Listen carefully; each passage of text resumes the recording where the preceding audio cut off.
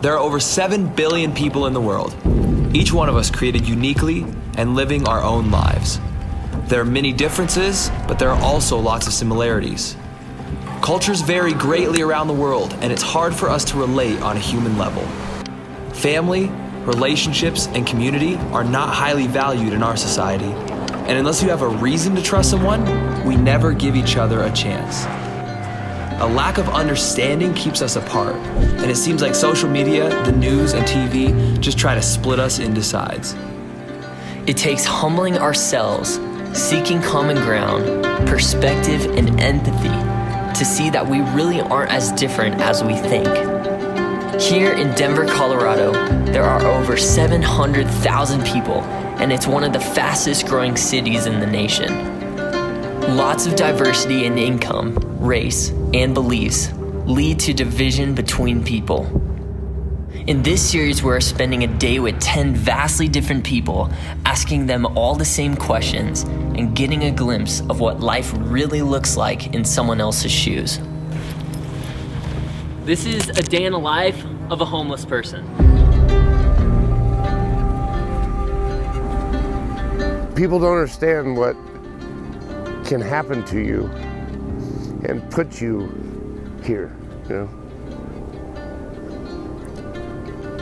Yeah, my old man died.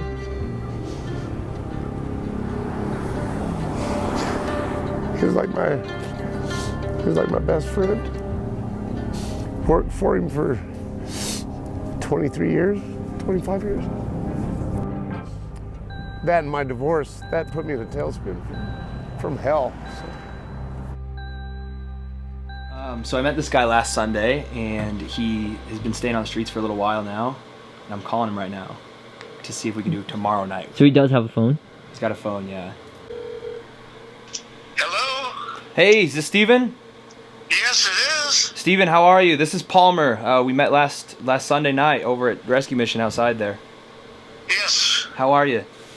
I'm doing all right. Good, good. Hey, so I got with my buddy who does all the filming and all the camera stuff, and we were talking about it, and we were wondering what like tomorrow looks like for you. I'm open, dude. All right, that'd be awesome.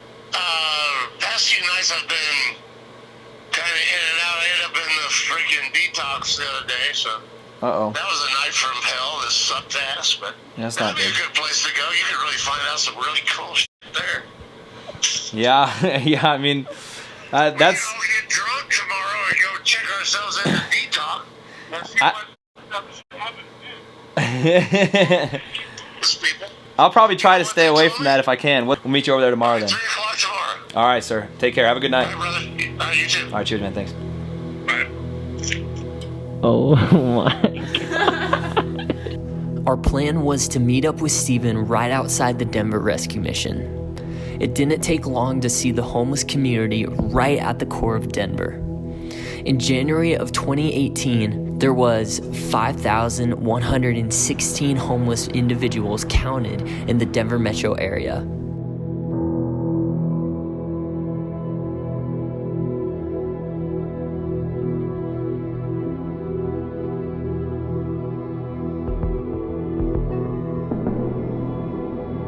It also didn't take long to realize how cold it was gonna get.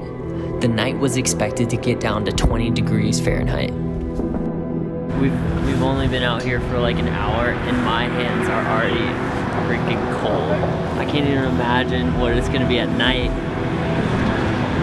But we're about to meet this guy. He said he was on his way. He said he was on a bus, so he should be here any minute. Finally made it, you know? Doing good. How you doing? How you doing? I'm Boomer. Hi, Boomer. What's up, bud? Good to meet you. Mind if I sit for a moment? No, let's do it. Go. It's cold. It's been cold. Yeah. Past couple days been. Yeah. Where have you been staying? Last night I stayed there at Jesus Saves. I have been on these streets almost 2 years. In Denver. In Denver.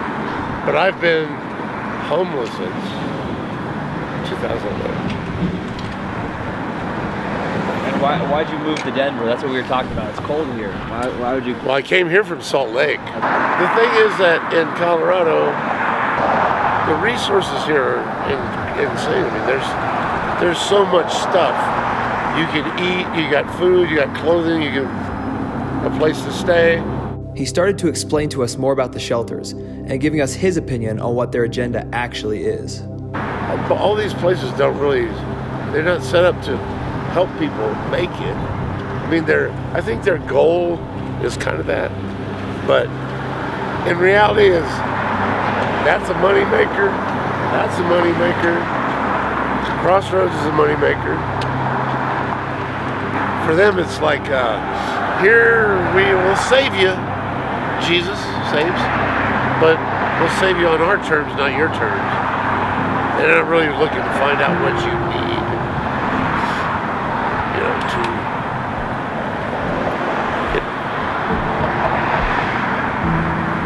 get past whatever is going on. So that's why a lot of people just stay out. They don't want that kind of crap. As the night went on, it kept getting colder. Who knew that sitting on the concrete for a couple hours would mess with your body so much? Every part of me was starting to become numb. We decided to start walking, and we asked Steven our first major question of our series. What is the best and worst thing about being homeless? I'm not tied to anything. I stay off the grid as much as possible. I don't have a bank account. I haven't filed taxes since 2004. I think the good of being homeless, if there is such a thing, is that you do have freedom. You can do what you want when you want. I mean, you have an apartment, you have a house, you have a car. I don't have those problems. I don't. It's just, there's a beautiful freedom to it, but the harshness of it, you have to have a constitution to be able to deal with this crap. It was time to go see his wife. In the winter, his wife stays at an all-women's homeless shelter. They usually see each other every day, but she has been having some health problems recently, so sometimes that's not the case. Come around here.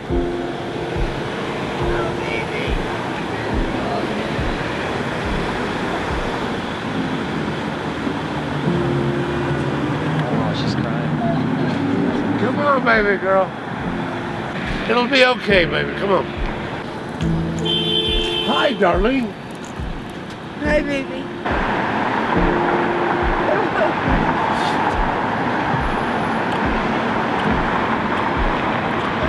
Hey, baby. These young men right here? No. Come on, baby. Oh, it's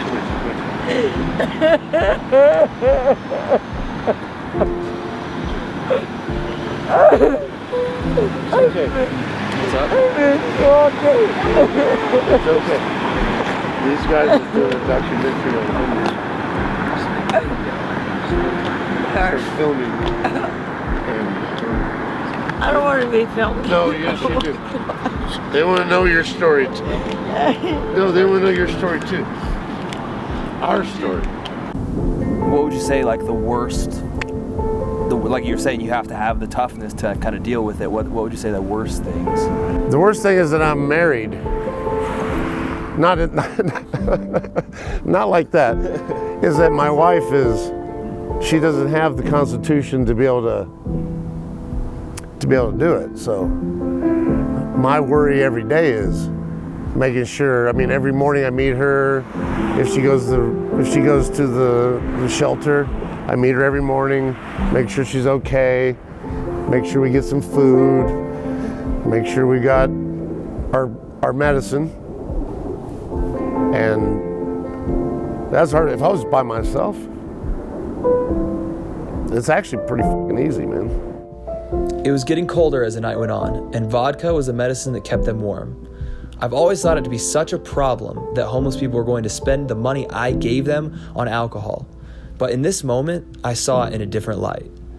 I'd never been this cold in my life, and the whole situation was discouraging. He would be spending the night outside regardless, and if what he needed was vodka, I couldn't blame him. We were walking through Rhino, an up-and-coming area in Denver with new shops, expensive restaurants, and people totally blind to a whole other world right in the same city.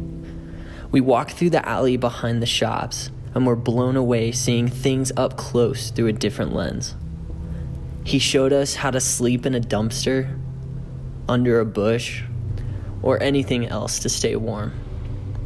We even found a recycle bin somebody had already grabbed for the night.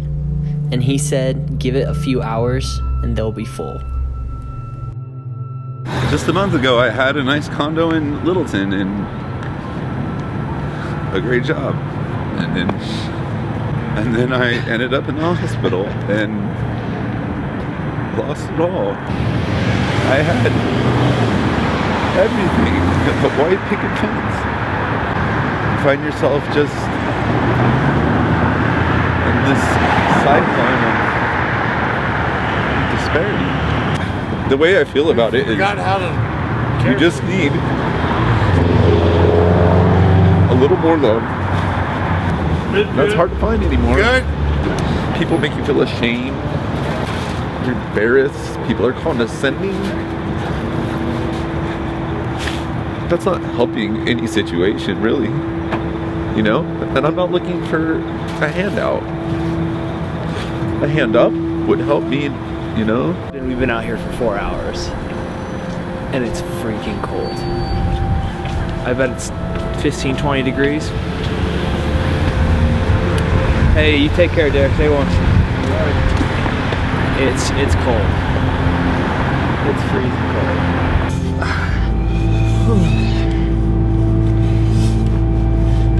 It's cold out, and it's no joke.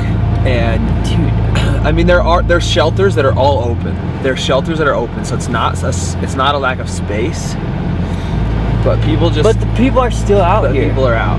I'm exhausted. I'm cold. I'm tired. I feel like that it would be so easy to be depressed. Dude, like no wonder. all I was thinking about is getting out. Can you grab the camera?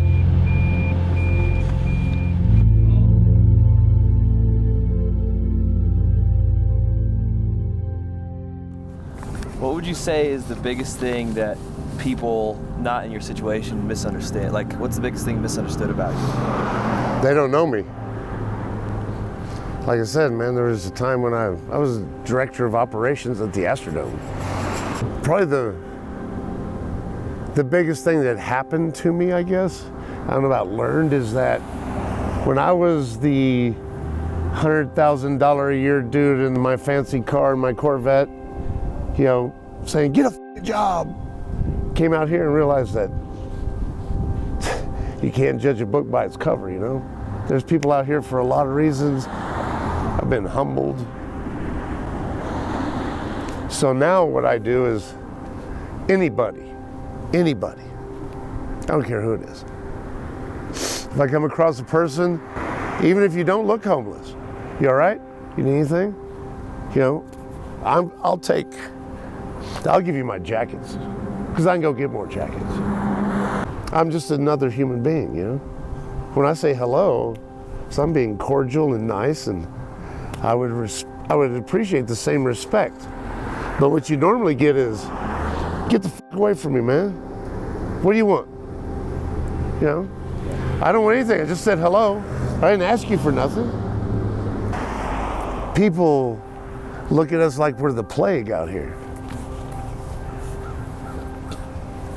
You know, homelessness is a social, it's a societal thing. It's not a choice. I mean, there's people that are mentally, I mean, there's a lot of people that are really sick. I mean, people that talk to trees and the rocks, and they don't choose to be homeless. Who the f wants to be out here on the streets?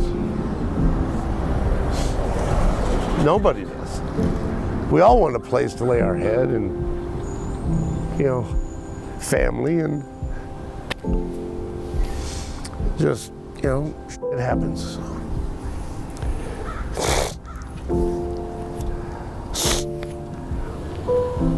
Last question, I guess. What do you think is the meaning of life?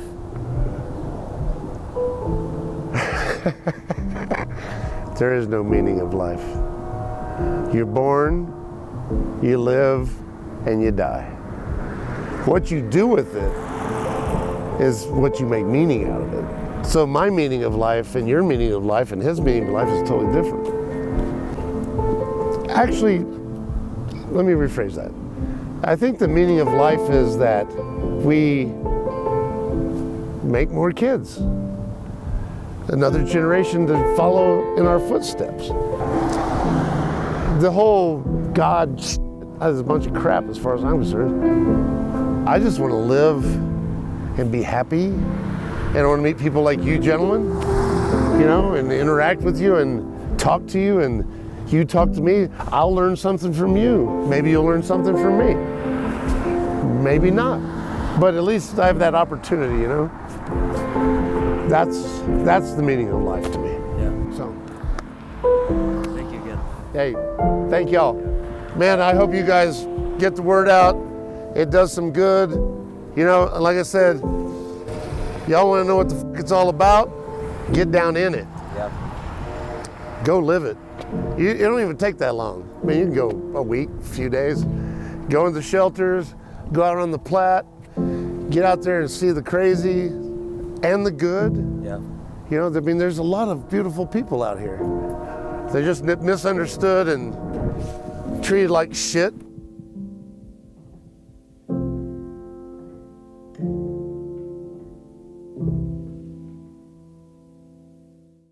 If there were more people like you two, gentlemen, that gave a f and wanted to try to understand what's going on, maybe we wouldn't have this problem anymore.